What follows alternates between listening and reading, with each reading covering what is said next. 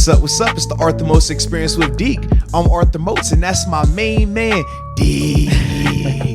What's up, man? Man, you cool. Not Look really. at you. Shades on. Bad man. I like it. I'm not that cool, dude. Nah, man, you got the juice, man. No one- The Big Lebowski, baby. That's you. No one should be trying to emulate me. Nah, man, you living your life how you supposed to live it, man. I told people on the last episode, I said, yo, Deke, I respect your grind. I respect the way you live your life, baby. You are burning on both you're burning on both ends of the candle type of guy. I like that. I am, bro. That's how you got to live your life, though. Not many people would think that, though, probably. Well, Looking at me. it's the persona you give off. You Yeah. give off the like, oh, I'm just Deke. I'm just out here. Like, nah, Deke is out here. I love it, bro. But here's the thing. I'm just, hey, everything's going to be all right. That's kind of always my mentality. Yeah.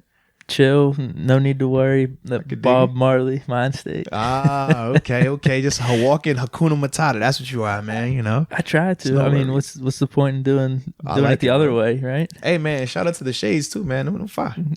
Bro, these are Ray-Bans, but I think they're fake. I think they're like they look- $15. They look real to me. That's all that matters, really. Hey, man, hey, you paid, man, with your North Face hat on. I ain't tripping, man. I ain't tripping. What you gonna need, though, is that combo this weekend, because you know where we're at this weekend, right? Yeah. Let the people know where we're at this weekend, Deke. Let them know where we're going to be at this weekend. We're going to be out in Arizona. AZ, baby. Sunshine, warm temperatures. Yeah. I'm really looking forward to it. Hopefully I could kick this illness that's in me right now. But Man, you living your life, man. You know how you get over it. You just got to put your foot on the gas, but don't go harder. yeah, maybe. Yeah. Well, here's the thing. You could either be, you take that John Cool mentality. Absolutely. You could either be sick and not do anything, Uh-huh. or you could be sick and be active, because you're going to be sick either way, right? No question. So Live your life, baby. Live your life. I'm going to try to live it up a little bit. I like it, man. So, yeah, we will be out in AZ for all the Steeler Nation that's out there, Steeler Gang. Friday night, we're in, McFadden's in Glendale from 6 to 9, man. We'll definitely be out there, so pull up. You can see all the information on social media, obviously on our IG, Twitter, anything like that. The Body 52 if you need to know, or at Chilling with Deke. Yeah. But all of that's going to be up there, man. So, Friday night, that's where we'll be at. Saturday, on the late night, we'll be out in the Heralds, so that'll be fun too, man. Huge Steeler bar out there, so it's always gonna be dope kicking it with Steeler Nation. That's what I've been telling people that have been asking me about this trip, that this is supposed to be the biggest, Yes. like Steeler Yes, Nation fan area. tailgate blast, like everybody. This is the one to be at. Yeah. And then obviously on Sunday, that's when we had the tailgate, man. The terrible tailgate will be at Oversized Lot F. I'll be out there. Obviously, my man Deke will be out there. Steeler Gang. Marcus Wheaton. Yes, absolutely. Shout out to the homie Marcus Wheaton, former teammate of mine. Robert Golden might be pulling up as well. I'll also have copies of my book, Moats Theory of Life. If you want to get a signed copy, pull up out there, man. I'll definitely get that done for you. Take a picture with you as well, man. Chop it up. Might be fun. Yeah, man. So I have a question for you. Do you think I pre-ordered your book yet? you're a procrastinator. You're definitely a procrastinator, bro. And I'm mad I don't have my book on me. I'm supposed to always have it on me now to shorten the vid. But you already know, man, Moats Theory of Life, moatstheory.com, where you can do your pre-orders. Holiday bundles. It's a great Christmas gift. Because I started feeling bad because I told you maybe a week or two ago that, hey, man, I'm going to pre-order your book on your website. I'm going to get your numbers up. And just haven't got around to it. What's the deadline for that? It's all good. Honestly, the biggest thing, man, we're just trying to hit all the pre-orders and stuff before Christmas. That's the big part. The Christmas crowd is huge for the paperbacks, and obviously we got the hardbacks coming out after January. So stuff has been good with that, man. Like I said, I went on my signing day a couple days ago, man.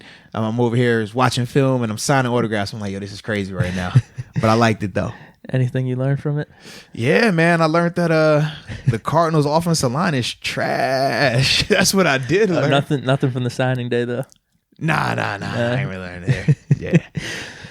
I am with you on that. Yeah. And if we're going to get into the game here, Let's do it, man. I'm feeling real confident. I don't know about you. Absolutely. You man. are. Absolutely. When you watch this Cardinals team, they've looked good at times, but they've also looked really bad at times. But for me, the reason why I'm so confident is the thing that they try to predicate their offense around is playing in space, using Kyler Murray, getting him out there on the edge, Kenyon Drake, David Johnson, those type of guys, they want to get them in space. But we have the perfect defense for that because of the athletes we have. Well, there's that. And I feel like outside of Kyler Murray, those aren't those type of players, really. Well, they could say the same about us here in Pittsburgh, but What? I say, well, technically they can say that about us here in Pittsburgh too, but that's another. Wait, in terms of getting people in space? Yeah. Are we really that type of offense though right now? No, I'm just saying, like, in terms of them having personnel, like Christian Kirk, he could play in space. Kenyon Drake, since he's left Miami, he could play in space. David Johnson, 2 years ago, he was one of those guys they were talking about. Can he be better than Zeke? Is he better than Le'Veon? Yes. I don't think they're stereotypical people that you would put in the Cliff Kingsbury, Texas Tech style offense. Technically, right? they did it at college, so you got to take that and adjust for the NFL people. That's what I'm saying. Yeah, no, that's fair. I just don't think their whole blueprint is in place yet, basically. Well, yeah, I mean, it's year one. Anybody, like when it's a new coaching staff and they're taking over, it's typically a 2-year, sometimes 3-year process. But you got to make sure you have an organization that's going to back you and allow you that time to grow. So that's the thing. Whereas, like, you think about Cleveland and the roster they've acquired, they're not looking at it as, a 2 or 3 year thing. They're looking at it right now. So the situation is different. They might make some major changes. Whereas Arizona, they're looking at it as, hey, Cliff, you're going to get 2 years. You're going to get 3 years to really implement your scheme, your system, get your players there. And I think that's why, like right now, we're seeing the first level of it. But when you talk about those athletes, they still got guys. And that's my thing, man. I think they're a little overrated, man. Well, I'll agree with some of them being overrated, absolutely. But then there's others that I know from being out there with them in practice, I'm like, if he's in the right situation, he can go. I just feel like a little bit of the Arizona Cardinals with the media coverage is people are trying to, maybe a little bit, I said this with the Colts too, but I feel even more confident saying this with the Cardinals. I mean, they're 3-8-1. Yeah. And a lot of people are trying to use that as the excuse of, they're still like, they're developing and they haven't been playing that bad. Like they're a threat. I just don't see it, man. I don't think they should have had 2 wins versus arguably the third best team in the NFL with the San Francisco 49ers. Both times they should have won. Clear cut, both times should have won. Dude. It should have won, both of them. They've only beat crappy teams, though. They took Baltimore to the wire. Like I said, both of the 49ers games they could have won, should have won, in my personal opinion. Did you see how they lost the last one to the Niners? I did not, actually. I just saw the score. They're up 3, and it's supposed to be worst case scenario. You allow them to kick a field goal, you go into overtime. They literally allow a walk-off 30-yard touchdown pass right down the middle of the field. A missed tackle, and they got sprints to the end zone. Crazy. And then the Thursday night when they lost to them 2 weeks prior to that, they went to overtime, similar situation. Yeah. So that's why I'm like, for me, like when I watch them though, they're very inconsistent.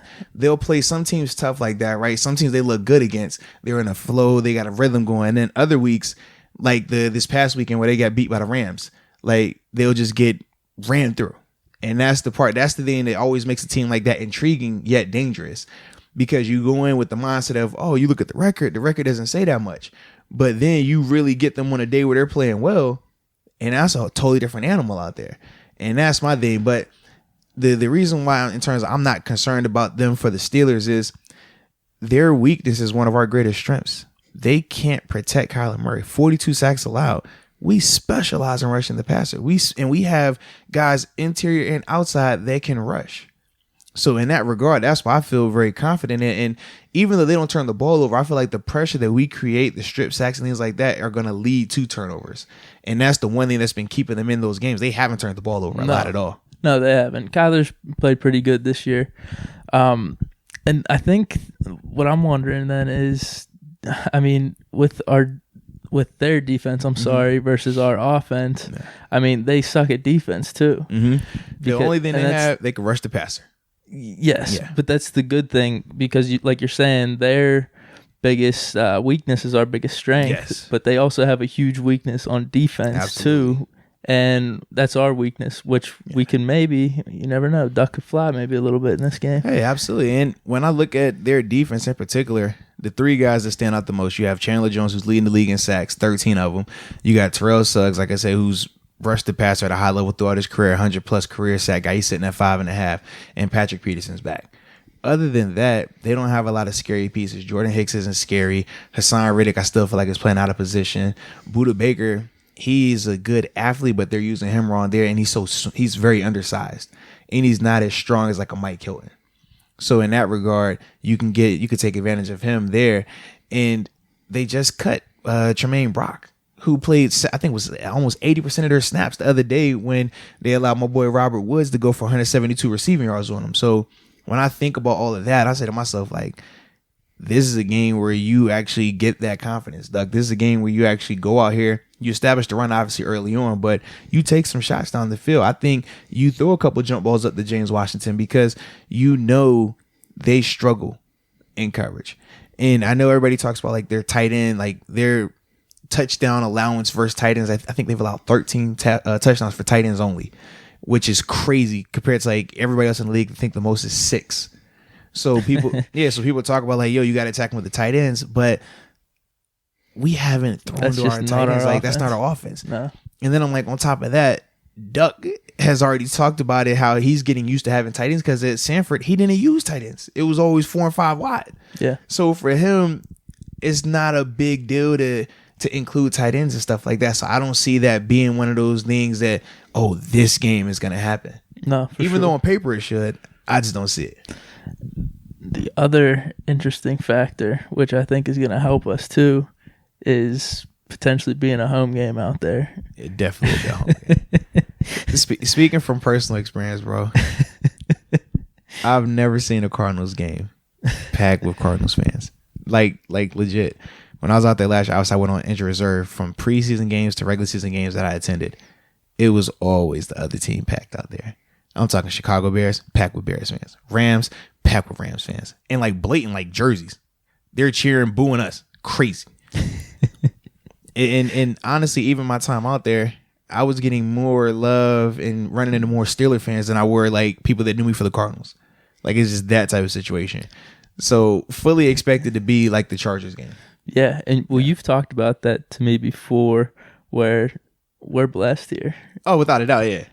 Yeah, like I think I don't know what I was complaining about one day, but you were like, "Bro, you haven't been out to AZ. Nah. Like it's so corporate out there. It ain't nothing like it is in here in Pittsburgh. Like I know the fans and the passion like that could get to you here and there, but at least you have that. Yes, as opposed to some. You would rather they care about you and be upset with you than them not have an opinion about you at all.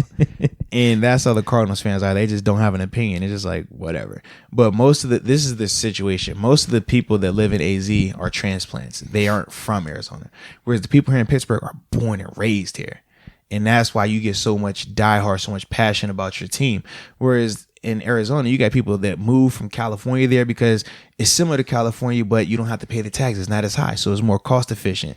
People from Chicago move there a lot for weather situations, obviously, so it works out for them. Then it's a border state, so you have a lot of the Hispanic community across and living in that area as well. So with all that being said, you don't have a lot of people who are just like, well, I was a Cardinals fan.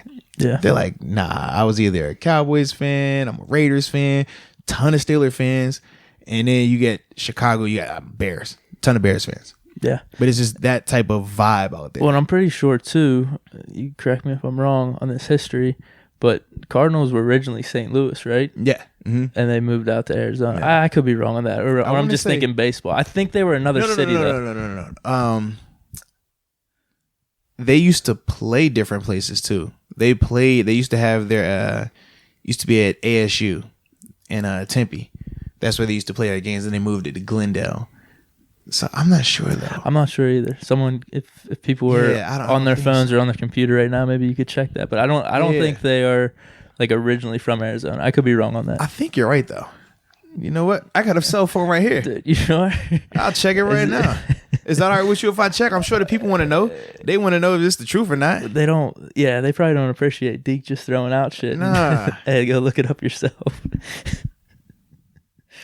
Cardinals football team history. Let's find out. All right, let's see it. Yes, you're right. Previously played in St. Louis, Missouri as the St. Louis Cardinals from 1960 to 1987 before relocated to Tempe. That's a long time, too. Yeah. That's why you wouldn't have a base. You're right. Wow. And then they moved to Tempe in 88. And then from there, they stayed in Tempe. Yeah. Wow. There you go. Learning a little bit on the Arthur Moats experience with Deke. Boom, and shout out to technology, man. That's why you got to have a cell phone always on deck. You never know.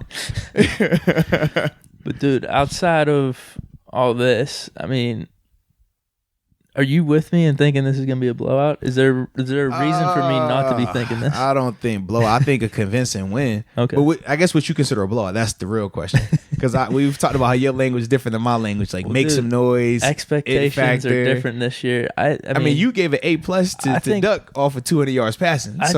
Is a blowout 10 points to you? Is that a blowout? What's a blowout? I'd say 21-7's a blowout. It's 14 points. Yeah, but it's all in how you win and how you feel. So 14 points to blowout. Hey, if it's convincing, it's all in how you feel, man. It could be a convincing win and not a blowout. That's what I'm saying. Like, when I think blowout, I think 30-7. Like, how they just got beat by the Rams, that was a blowout. That's what I think. Like, or what the Jets did to the Raiders 3 weeks ago, that was a blowout. What the Chiefs did to the Raiders 2 weeks, well, actually last week, that was a blowout. Like, see, that's how we got it. That's why I had, let me know your lingo. Because I was going to say, they're going to win convincingly, I think, by 2 scores. But that's not a blowout to me. That's just a convincing win. Okay, that's fair. Yeah. So I think we're on the same page here. But you're talking different. I'm not calling a blowout. The same way you rate a guy at an A+, I rate him at a B+. It's different. So, yeah, that's just how I feel about it. Just like, the clarification here. Hey, but that's fine, right? Yeah, I guess so. What is the concern then? What could happen that makes it not be a convincing win? Man, it could be simple. Kyler Murray makes some plays with his feet. We saw the effect of Baker Mayfield on a Thursday night when he's scrambling around making guys miss him. And we saw he was able to extend plays and throw passes down the field. If you don't contain Kyler Murray and you let him extend plays, he will light you up. He can make all the throws, throwing to the right or rolling to the left. Whereas Baker, he only wanted to roll one direction. Kyler can go either direction and still put that ball on a dime. So if you're not keeping him boxing and you're making the coverage have to cover for 5, 6, 7 seconds, that's way too long. They do got capable guys. Even though Larry Fitzgerald is long in the tooth, without a doubt, he still is short-handed. And then, like I said, with Christian Kirk, he's a young guy, but he's an emerging player in this league, man. I think he's a guy in the right situation and with the right pieces around him, he could definitely make plays. He reminds me of Deontay Johnson, honestly. How you see, some inconsistency, but at the same time, you see the potential there. So that's kind of what I think of when I think of how they can hurt us on offense. I think that just comes down to us not stepping up, though, right? But it's the same situation with the Browns game. We have the antidote for all that. Yeah, we had the antidote that Thursday night too, and we saw that. Dude, I'd take the Browns over the Cardinals, though, just in general. Fair enough. Yeah, both of their O-lines are trash. Yeah, So it depends on what you want. But dude, Browns' weapons are way better. I feel like Kyler Murray's the better quarterback between him and Baker. Yeah, a little bit. So so it's like you can have the better receivers, but the downgraded quarterback, or you have the better quarterback with the downgraded receivers. Better RBs though. Come on. Running the ball, yes. Come on. Running the ball, Come yes. on. Yes. No, come on. Just all around better, dude. Dude, Kareem Hunt's better than both those dudes. This year? Oh, come on. You're talking about a David Johnson who 2 years ago was one of the best backs in the league. I know. You saw Kareem Hunt have how many good seasons? Bro. How many? No, stop that. How many good seasons did Kareem Hunt have? Dude, one. And how many good seasons did David Johnson have? Stop it. No. He's picking up where he left off. Stop it. How many good seasons did David Johnson have? Dude, why did they trade for Kenyon Drake then? Bro. Dude, am I their personnel? I don't care about all that. I'm just simply saying. Because Johnson ain't the same, man. I've been said Johnson's not on that level. But I don't think Kareem Hunt is on that level either. Dude, but come on. I'm just saying, I would take Chubb over him, yes. I'm not taking Kareem Hunt right now. I need to see more Kareem Hunt. What have you seen from Kareem Hunt in the past 3 weeks that he's been back? Who you giving a contract this offseason if they're both free agents? If they're both free? Come on, dude. I personally want to take either. I'm all right. I know, but your team needs a running back. You're the Dolphins. Who you if you're the Dolphins, well, you're going to be running the ball more, so I'll probably go Kareem Hunt. If I'm in a situation where I'm passing the ball more, I'm going David Johnson. No. Are you serious? Yeah, bro. Dude, he doesn't have... Dude, Kareem Hunt would have done the same numbers as David Johnson if he got that type of opportunity in AZ's offense. No, AZ's offense been trashed the past 2 years. No, I'm saying that huge David Johnson year. I don't know how much that was David Johnson. And then technically we could say Kareem Hunt had that big year because of who was out there for him. Oh, stop it. Dude, and it's not even close whose offense was better that year. It's not even close. What? Come on, dude. Are you serious right now? Who had the better offense around him? Who? Kareem Hunt, the year when Kareem Hunt balled out and the year that David Johnson balled out. Who had better pieces around him from an offensive standpoint? And it's not even close. Dude, I would like to go back on that David Johnson year. Was that Carson Palmer? We got to check because no, that was the year Palmer got hurt and they ended up with like 3 or 4 different. They used 3 or 4 different quarterbacks that year. Either way, the volume was there for him though. Oh, stop it! Stop it! We already know how we differ sometimes when it comes to our players. Yes, you're a prisoner of the moment sometimes. No, dude, come on. Yes, you are. I think A+. Stop it, dude. Can we do this poll? Can we actually do this poll? Listen, I don't want either one of them. I'll put this on my IG I don't want either story. one of them. I keep on saying I'm going to do that. I actually never do it. I never follow Serious? up. I never follow up. Oh wow. You want me to do it though? If you want to, man. I It don't will. affect me none because, like I said, man, I know what I see. That's all I'm saying. I'm not going to be waved by what other people see. I believe in what I see. I played against both of these guys multiple times. I was a teammate of one of them dudes.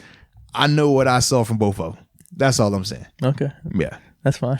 That's it. Yeah.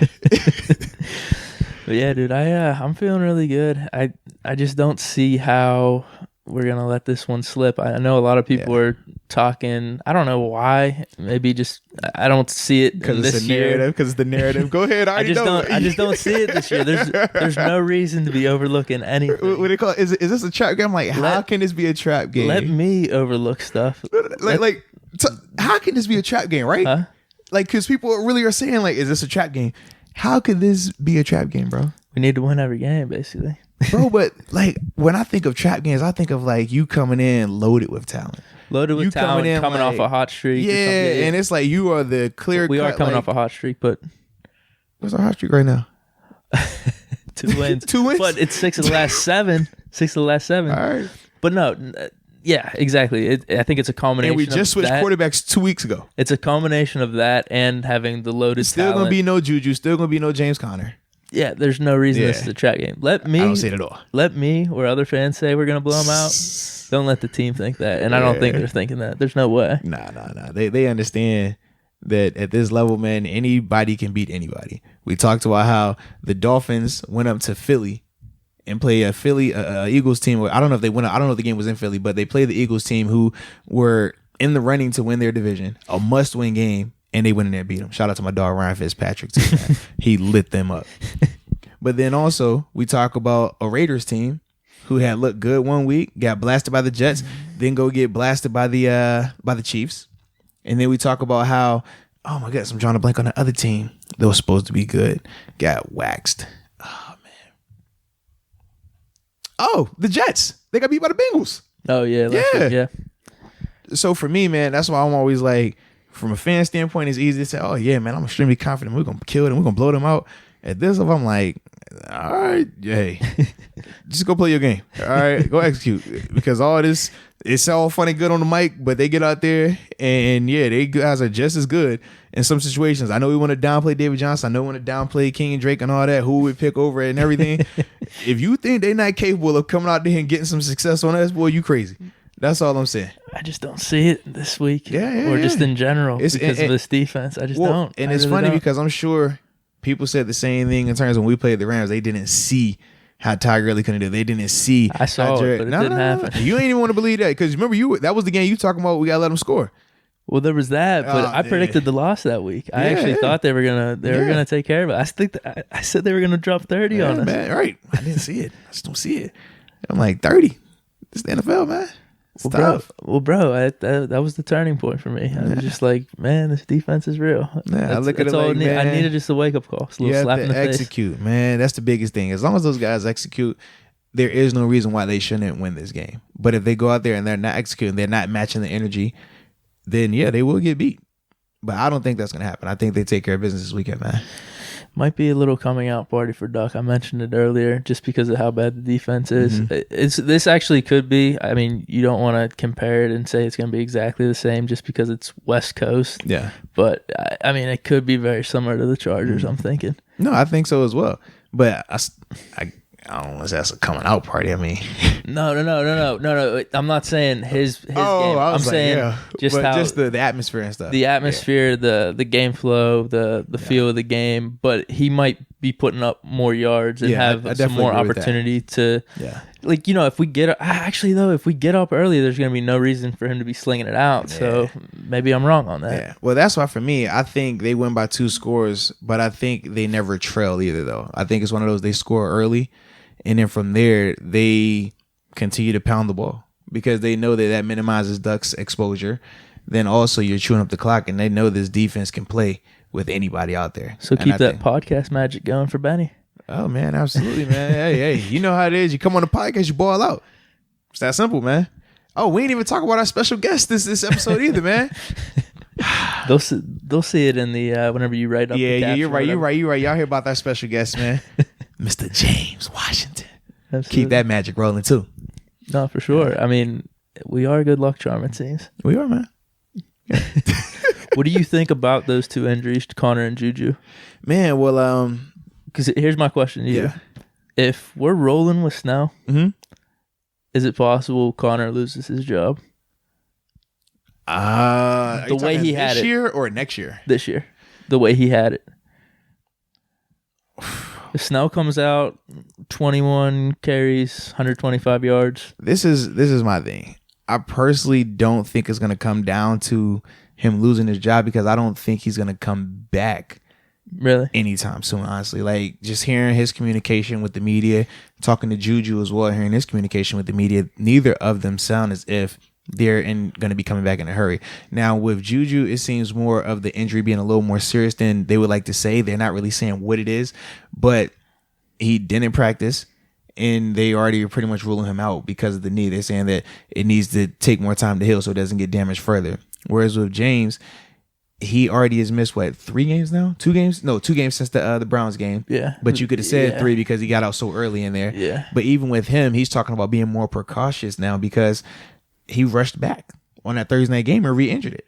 So what's the difference if you come back next week? It's the same situation. It's not properly healed. And that's why I don't think it's going to come down to one of those situations of Benny Snell taking his job. I just don't think he's going to be available to them in that capacity. He practiced. He was limited on Wednesday. He didn't practice at all Thursday. Was already ruled out Thursday for the game on Sunday. Yeah. So when you think about that so even if he's, let's say he's good week 16, week 17. Right. I don't really think that's technically losing your job by then. It's like they're either going to be in the playoffs, right, or like right on the cusp fighting to get in that playoff. And at that point too, you've been removed how many weeks from playing football, so there's kind of no, like, you want what's best for the team. I feel like obviously you're confident and think like, oh, I could come out here and ball out, but at the same time you got a dude that's you're rolling with week in and week out. From a continuity standpoint, and I think it's more important that they get Juju back just because having another receiver out there opens the offense up more. You think about James Washington, he's had 4 or 5 games now of success. He's going to start getting more attention. So what you need is, okay, Juju on the other side, because we know how Juju thrives if he's single covered or if he's not having the number 1 corner on him. So if he doesn't have the number 1 corner, he takes advantage of that. But if he does have the number 1 corner, James Washington can continue to thrive. Deontay Johnson, he's pressing through that rookie wall right now. It happens to the best of us. But he'll be fine. He's still coming up big in certain moments. Absolutely, man. But it's tough though, and you could just watch it on tape and you're like, yeah, it's hitting. You're thinking a little bit too much right now. Everything's starting to spin. It happens. You got to go through it. You got to ride the wave. Hey, that would be sweet though if we got Juju back. That is the one. Like that's the X factor. No, it definitely is, because even before he got hurt, whenever Duck was in that limited time, I know the Chargers game.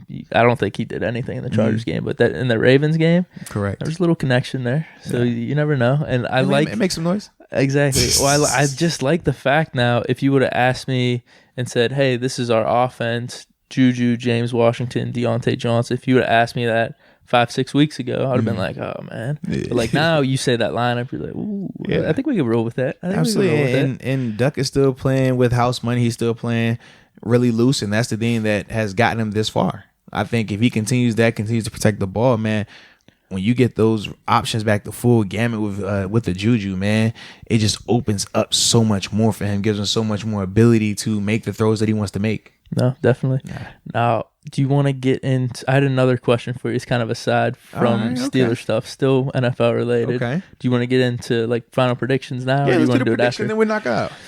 All right. What I already say mine. I already give them too quick in these podcasts. Yeah, what you say? You said what? 21-7. Yeah. 21-7. Yeah, we'll I go like with that. Actually, let's crank it up a little bit. An extra 3 points on each side. 24-10. Okay. Yes, I think it'd be convincing. We have it in the bag the whole time. Yeah. Simple as that. Yeah, I think I'm gonna go 21-10. I think 21-10. I think early on, man, it could definitely be a little closer, but I don't think it's ever gonna be in doubt. I don't think they trail at any point of the game, unless it's like a opening field goal. So tops. three touchdowns for us. Yeah, or it could be 2 touchdowns, 2 field goals. Yeah, whichever, however you want to get it. Just, or however you want to do the math to get to 21. Yeah. I was gonna say, because if you do the 2 touchdowns, 2 field goals, that's 20. So I think you're saying 3 touchdowns for Duck, huh? 3 touchdowns for Duck. Hasn't our defense scored multiple times this season? What?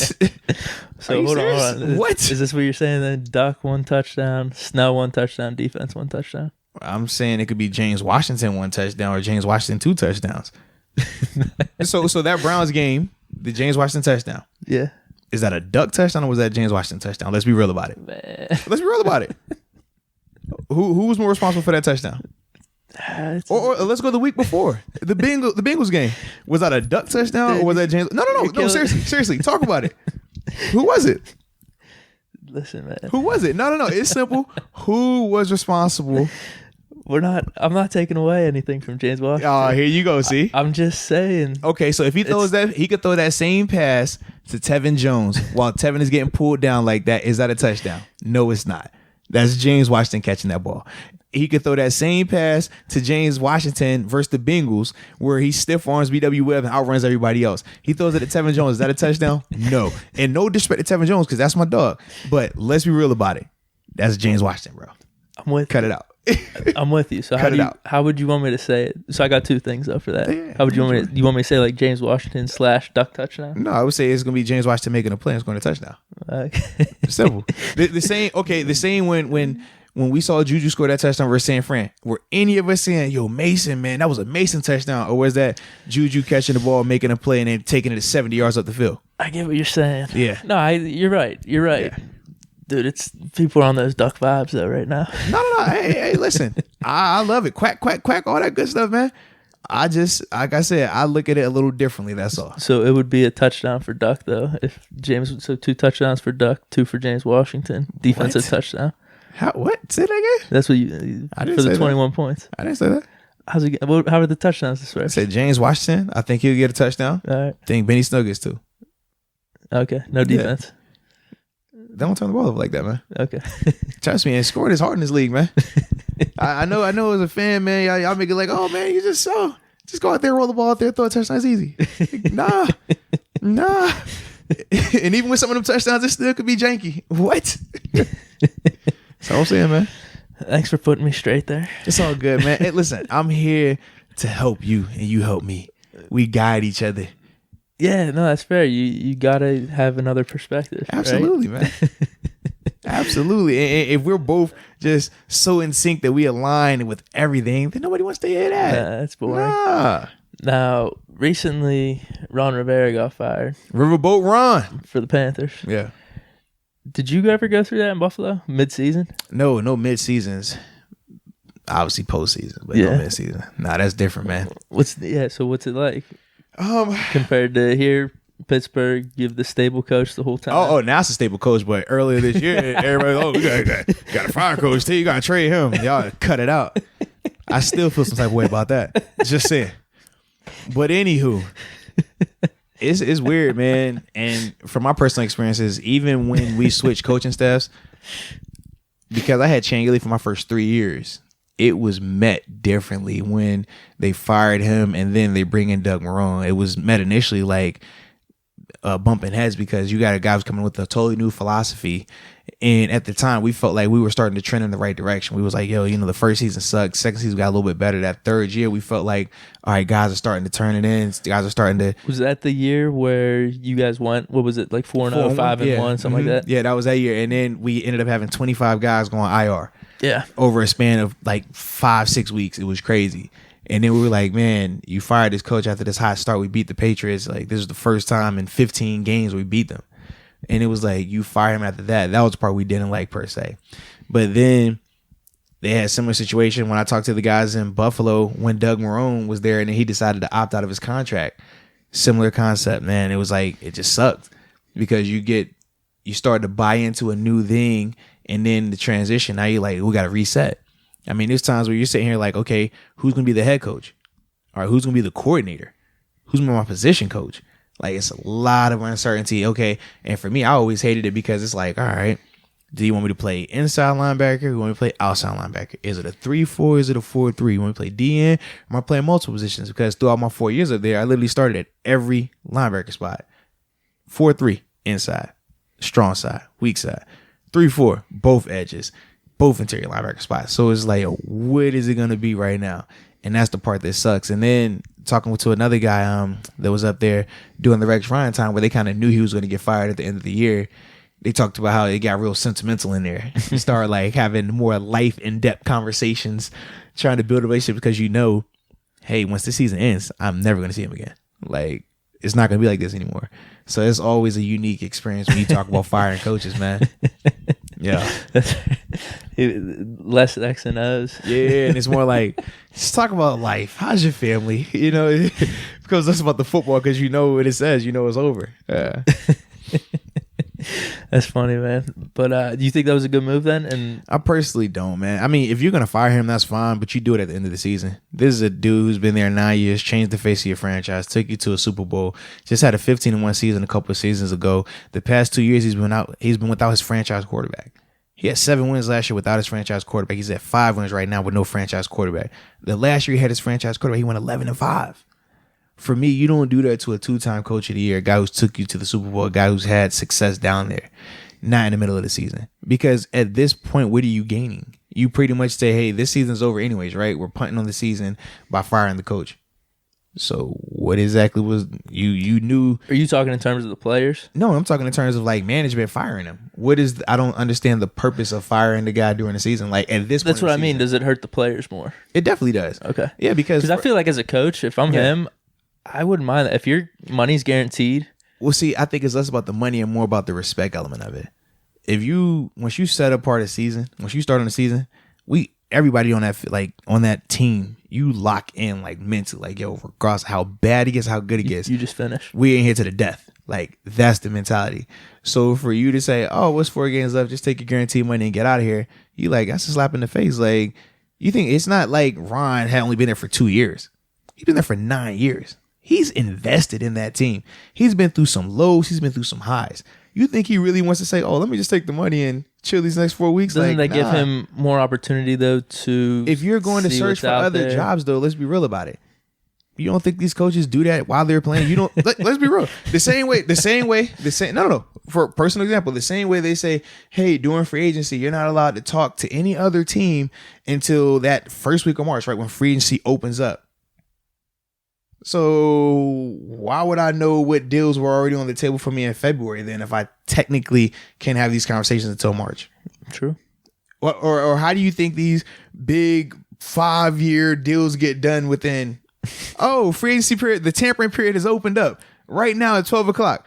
Oh, I'm hearing reports that it's a deal and that's been agreed upon at 12:30. You think it took 30 minutes for them to knock that deal? Like, you thought that's what they did in that 30 minutes? Stop. So that's why I'm saying to me, you get that man a respect. If he was really looking for somewhere else, he could find somewhere else. And let's be real, if you're the GM there and you're the president or the owner there and you're looking like, okay, I want to see who else I can hire to bring in here. Okay, which candidates are you looking for? Because college coaches, you're not talking to them like that. Other NFL coaches, you can't even talk with them until afterwards. Definitely in terms of the last 4 games, you're not bringing in. You're just going to have an interim guy anyway. Right. So I'm like, that felt like it was more just like a waste of a move. Like, I don't really get that, the point of that, or really respect it either. Because I think like for certain coaches, certain players, you pay them that respect. Same with Phillip Rivers, what he's doing in LA right now. I mean, he stunk it up without a doubt. But the last 4 games, you really about to put Tyrod Taylor in for that? And Tyrod's my guy, 757, hometown. But no, you don't do that because that's Phillip Rivers. That'd be no different if Ben is struggling. Like what they did with Eli last year. Disrespectful. Yeah, that was. Like, you don't do that. Yeah. Period. You want to make the move, you make it in the offseason. You don't make that during the season. No. I like how he put it back to them, too. They were like, here, we're just going to start you for a quarter or a half. Yeah. And then he was like, nah, just don't start me at all. Right, like, I'm good. It's disrespectful. and like I said, it's different if you came there through free agency or if Ron had coached somewhere else for 10 years and then came there for 2. Like, no, that dude's been there for 9 years. What about halfway through the season, though? Nah. If you're going to do it, you do it early. That's how I look at it. But you know why they didn't do it early? Because remember, that's when Kyle Allen was lighting it up. They were doing good. Right. So it's all good when Kyle Allen was balling out. But then he starts playing bad. Now it's, hey, man, we got to get rid of this dude. Are you serious? What's the deadline for you then? What would be the week? What you mean the deadline for me? Honestly, week 6? Week 5? I personally don't put a deadline on. I don't think you fire good coaches or coaches that have been there for 8-9 years during the season. That's just me personally. If it's a guy who's been there 1 or 2 years, you get rid of him in the middle of the season you want to. But you're essentially sending the team a message that you don't care about the rest of the year. So what is that going to look like for those guys on the field? The Browns last year with Hugh Jackson. Yeah. What was it, 3 or 4 games with him? Yeah. But remember, Hugh, how long he had been there? Yeah. Just 2 years. It didn't matter. That'd be like if you fired Coach Tomlin when they were sitting at 1-4 this year. I don't know if that sends a message though that you don't care though. What do you think it sends a message though? I don't know because they started turning around a little bit. Ooh. The Browns. I said year. The Browns had only been with Hugh for 2 years. I'm talking about if Hugh had been there for 10 years. Yeah. Imagine like with Marvin Lewis, right? If they fired Marvin in week 4 of the season, you'd be like, yo, what the heck? Like it's crazy. This dude been here for this long. We didn't have success. Like that to me is different.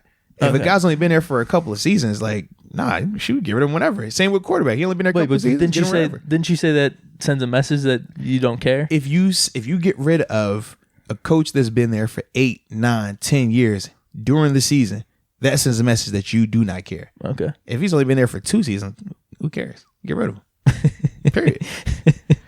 Because there's no tie there. Try to turn the boat around. Then. Yeah, but there's no ties there. That's what I'm saying. Like when you have a guy that's been there, a part of your organization, has bled for your team, has done all these things to get you successful. You don't stay a part of an organization for 9, 10 years without giving them successful years. From a respect standpoint, you don't fire that dude in the middle of the season. I don't care. And that's how I feel about it. No, for sure. Real quick, where's Cam going? I think if Cam is healthy, I think he stays. If Cam is still injured next year, I think they get rid of him. Yeah, it's a health thing. When Cam is healthy, who on the roster is better than him? Kyle Allen? Cut it out. Well, they're talking about this new owner trying to just put his stamp on it and make the team how he wants it. It all sounds good until you don't have a quarterback. That's all I'll say. It's that simple, man. The Redskins thought the same thing. Hey, man, we done had Kirk Cousins 2 franchise tags. Let's get rid of him. Let's see how we look. We'll draft a young guy. Okay, see how they look. They fired their coach at week 3? Yeah. It's all fun and games. So you ain't got no quarterback. Chargers, Bears. You're saying so? What would be the I guess the grading point on to see if he's healthy? No one knows right now. That's what I mean. Like because going into this season, are you checking? He was healthy. Are you checking in mini camps or training camps? I mean, you check.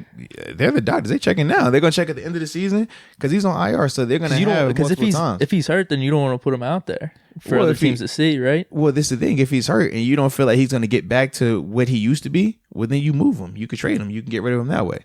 If he looks like he can come back and be healthy and be Cam that we saw 2 years ago, then it's like, oh no, we make sure we keep that. If you're the doctors, you're not telling Cam that, are you? Cam goes his own doctor. You get second opinions. That's the purpose of the second opinion. No, but I mean like the Carolina doctors, they wouldn't say to him if they're thinking of him as, hey, we're gonna trade you. But they're not gonna say to him, hey, we think you're done. We're gonna trade you. But this is why we get second opinions as athletes, because of that thought process right there. You don't trust the team doctors. Period. Never, under any circumstance, because who's paying them? Yeah. You saw James Conner come out there on Thursday night. Hey, you're healthy. You're good to go. And you saw how that turned out. No, second opinion. Always. Hey, I love you. No disrespect, but I'm going to get my own opinion from a person that's not paid by the staff. Like, imagine you trying to trust a guy to dictate how healthy you are after you've been through 2 season-ending injuries, essentially, and them telling you, hey, yeah, I think you're good. Oh, no, I don't think you're good. Like, no, let me just go over here and just get this unbiased opinion just to be safe. So, yeah. Nah, I got you. Well, man, we got anything else? Cardinals, Steelers, anything around the league you want to touch on? Nah, man, I'm trying to think, man. We hit there around the league that I liked. Shout out to TJ Watt, though, man. Dude, he got named AFC Defensive Player of the Month. He's sitting at 12.5 sacks, four sacks to break the record, man. James Harrison set it at 16 in 2008. So Shout out to him for that, man. Not only that, but could it happen? Defensive Player of the Year. I think so, but he has to keep it up though. Yeah, that's the biggest thing. You have to keep the big plays going, the splash plays. Yeah, I hope so. He's killing it, man. Yeah. I definitely think he could do it though, man. I'd be happy for him, man. That's my young boy. Yeah, so, yeah. I remember you telling the story early, like in the summer. About man. We always locked in, baby. Tell you, boy, we got blood ties. It's all good. But yeah, dude. Everyone, thank you for tuning in. We're gonna be out man. AZ. So AZ, baby. So stay tuned for that content that we produce out there. Yeah, it's gonna be crazy. We'll get you some stuff, a little behind the scenes or just the things we're doing. And if you're in the Glendale area on Friday night, man, from 6 to 9, all ages. No cover charge. We'll be at McFadden's in Glendale, right next to the stadium, actually, man. So definitely come check us out. Steely Gang will be out there as well. Obviously, like I said, Saturday night we at Harold's. Sunday, Oversized Lot F will be out there, and I will have copies of Moats Theory of Life for you. And if you can't make it out there, moatstheory.com, baby. Get your pre-order holiday bundle package signed by yours truly. Absolutely. But yeah, like I said, appreciate everyone for tuning in, and until next time, peace.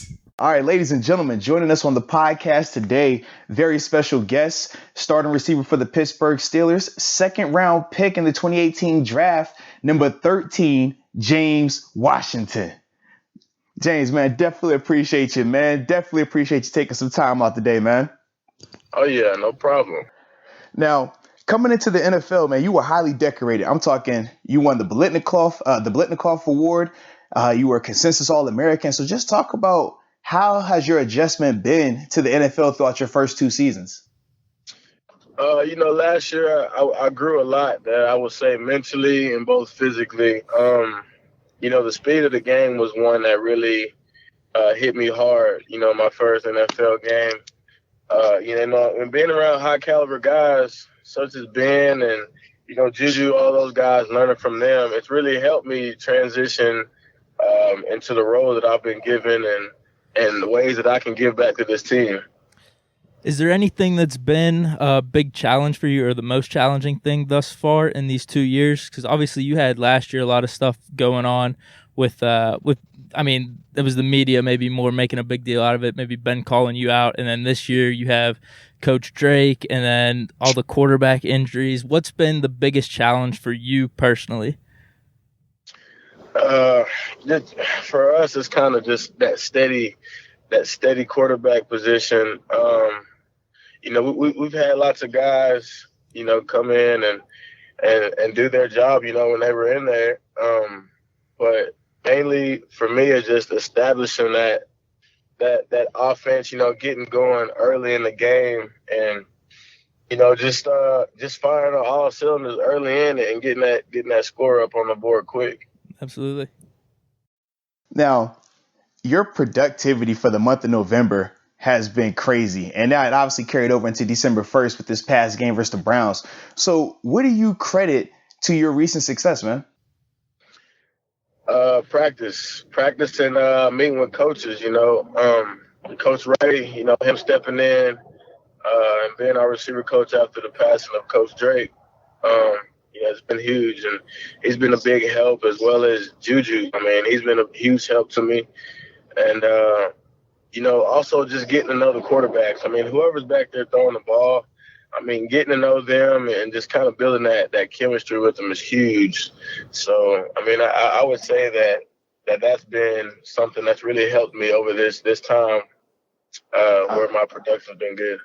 I like that. And now, going into the season, you were to talk, right, from OTAs to training camp about how you had dropped weight. I think it was 15 to 20 pounds you had said in terms of changing your body. So just talk about how much of an impact that's had on you this season. I feel a lot quicker than I did last year. Like coming off the line, I feel like I can explode off, and down the field, I feel like it's helping me as well. But on top of that, I still have the muscle that I had. So it's not like I'm 190 pounds and no muscle. It's 210 pounds. I'm still packing the weight. So, hey, trust me, we saw that muscle on display with what you did to my boy BW with the Bengals, man. Yes, indeed, man. But yeah, It's all still there. I like that, man. Definitely keep it going. It looks good, man. Now, throughout the season, we had talked about a little earlier, you having to adjust to the multiple quarterbacks throwing you the ball and things like that. But you still, like I said, been able to be productive. So just talk about how you've been able to adjust to each of their playing styles from starting with Ben to transitioning to Mason and now being with Duck Hodges. Right. Well, being with Ben, I kind of knew him from the year before. Well, I mean, wasn't as good as I wanted it to have been, but we're still building. That's football. And Mason, I've been with him for going on 6 years, so I've kind of known him and his tendencies. And Duck, I got some reps with him during training camp, OTAs, all of that. So, I mean, I had a little chemistry with him, but not as much as the other two quarterbacks. But knowing him off the field, it definitely helps, with that on the field chemistry. What do you like about Duck, him just coming in these last couple games? It seems like you guys do have that connection on the field. Is there anything that you like about him and how he throws the ball, or like you said, with tendencies? Is there anything that sticks out to you? With Duck, I feel like, some guys that's been in his position, they may be caught less than ready, as Coach T would always say. Never get caught less than ready, baby. Never. You can't. And that guy, I mean, he came in like he's been playing all year long. So that really stood out to me, and I'm sure it stood out to everyone else that's been watching him. No, so definitely. That's definitely something that he's got, head up on. Absolutely. Now, speaking of your rapport with Duck, I've seen some of the posts on social media in terms of y'all going out hunting together. Have you always been a hunter, or was that something that Duck recruited you to do, man? I've always been a hunter. Now, duck hunting, I'm fairly new to it, but he's been getting me in the swing of things. But, like I told him, he's always been wanting to varmint hunt, and I said, man, you can come out to Texas anytime, and we'll switch it out. We'll duck hunt, and I'll teach you how to varmint hunt. Well, I was going to say, for me, I'm not a hunter. I'm a city guy, right? So what's the difference in the two? So with duck hunting, you have someone that is basically blowing the call, and you got guys that shoot. And Duck he's a really good caller. I mean, he's won 2 nationals or 2 championships. So, I mean, he's got that down. And varmint hunting, I call it just going out hunting coyotes and bobcats, calling them in. Wow. I'm a little better at that than he is. Okay. Man, if I see a coyote, I lose my mind. Now, James, another thing off the field that I researched that you like doing is restoring cars. Now, that's something that you said you really want to do after you're done playing in the NFL. Is there anything that you've done up to this point in terms of restoring cars? Do you have a favorite one? Yeah, so my first vehicle in high school was an 86 short wide bed Chevy. Oh, wow. Okay. My dad's got an 83. And growing up, I was around the whole drag racing world. So I've always wanted to fix up cars. And once I got my signing bonus, that was the first thing I did was fix up the 86. I like that. That's pretty dope. It's waiting for me back in Texas. So whenever I get a chance to go back, I'm going to drive it, probably throw up some posts on the gram so people there it is. It's pretty sharp, man. No, that's awesome. Now, I know that you've grown up in a small town your whole life. Is there anything, whether it's a lesson or something that you take away from living in that environment that you take with you being on the Steelers, being in the NFL and going forward? Most definitely. Growing up in a small town, it taught me how to appreciate everything.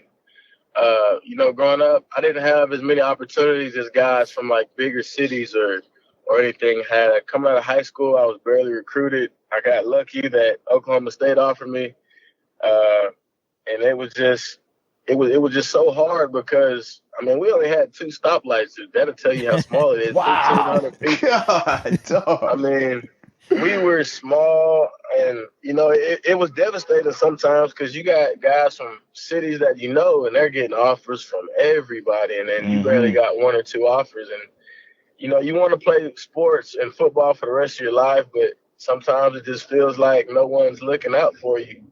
But God's definitely blessed me. It got me to where I am for sure. Hey, absolutely, man. And now we talked about some of the adversity that y'all faced this season, right? Early on, the emotional roller coaster in terms of players leaving throughout this offseason, Ben getting hurt, and obviously Coach passing. But in particular for you, what has been the one thing that's been able to help you stay focused and navigate all of that this year? Coach Drake, man, to be honest with you. We set a bunch of goals for ourselves with him early on, when he was with us. And, the passing of him, it really kind of opened our eyes to life outside of football because you never know, coaching or playing or whatever you're doing in this game, it can be taken away from you as well as your life at any moment. And very true, man. That really woke me up and to take stuff seriously in life now. And I would say, he was a big part of that. Absolutely. And then the last question that we have, man, this is for anybody that comes on. You got to talk about your welcome to the NFL moment. I got to think about this one. Let's see. I would say my welcome to the NFL moment was probably my first time that I had a Z fine. Okay. I got to get a little dirty with your job, man. Yeah, exactly. Normally, a receiver, you got wide blocking corners. And then they motion you down, and you got to go in and block strong safeties. Yeah. And at the time, I wouldn't say that I didn't like it, but it wasn't something that I just wanted to do it first. Well, wasn't a willing participant. Exactly. But I went in and got bumped by a linebacker and ended up getting cracked pretty good. It was on film, and everybody's making fun of me, all the linemen, that would be my worst welcome to the NFL moment. I can dig it. Up to this day. Hey, man, you play long enough, it happens to everyone. Don't worry about it. Just make sure you get them more than they get you. Exactly. I like it, man. Well, James, we definitely appreciate you taking time out to come on the podcast. Definitely wish you nothing but the best the rest of the season. Stay healthy and keep killing it, man. Absolutely, bro. Yes, Thank sir. you. I appreciate you guys, man. All right, man. Peace. Later.